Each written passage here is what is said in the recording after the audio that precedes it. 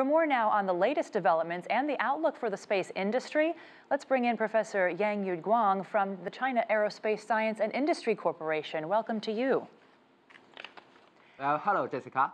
How important is the space industry or to the space industry, I should say, was yesterday's launch by SpaceX? What does it mean industry-wide, that advance of the recycled rocket?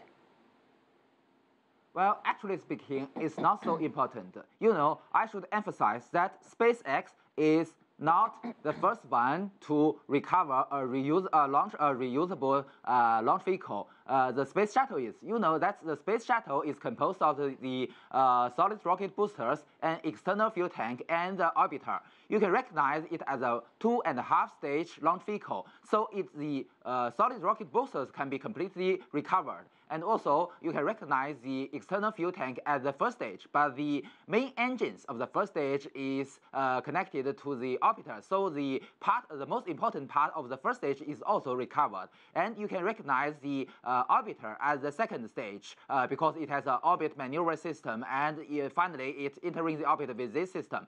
And it is also recovered. So the first recoverable orbital launch vehicle is Space Shuttle, although it is failed in cost and safety. And the innovation of SpaceX is the powered descending and vertical landing. But this is also not the first one. The Blue Origin, although it is a suborbital new-shaped launch vehicle, but it achieved many reusable launches before.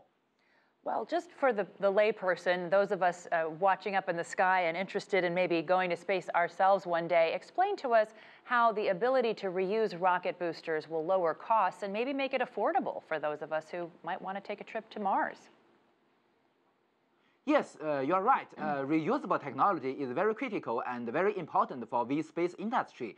And to some extent, the failure of the space shuttle in cost reduction blocks our efforts to developing this kind of technology. Although I don't like the vertical landing technology of the SpaceX, but we should develop this kind of technology, and also we should encourage every company to developing this kind of technology. In fact, I prefer to use the parachute and also the airbag to retrieve the rocket. This will be more simple and more reliable and can effectively reduce the cost. I believe in the future, the reusable technology will be an inevitable trend for every country, and also this can finally reduce the cost. But the most important thing is that is not the recovery itself. After the recovery, we should do some examination and also replace the failed parts and also do some testing to reduce cost of the whole procedure will be the most critical issue for us to effectively reduce the cost. Now, you mentioned the parachute and airbag. I believe China's rocket development is focused on that. That might be part of your own preference as well. Can you explain why that is a better option, maybe even from a cost perspective? You talked about preferring that over a reusable rocket. Yes.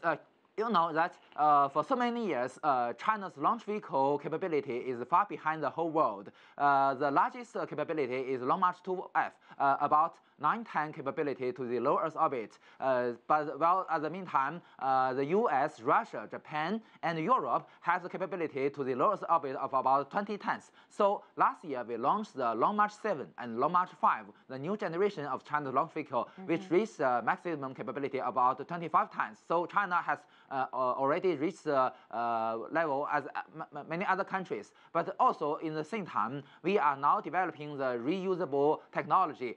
You may have heard from the media that China has already performed some tests using the parachute to recover the first stage. This will be a hope technology. As I mentioned before, it will be much simpler than the powered descending used by SpaceX and the New Origin. I believe in the future, China can also achieve this goal and reduce the cost greatly. Well, unfortunately, we're going to have to leave it there, but we look forward to having you back on. This is a fascinating topic. Professor Yang Yuguang from the China Aerospace Science and Industry Corporation.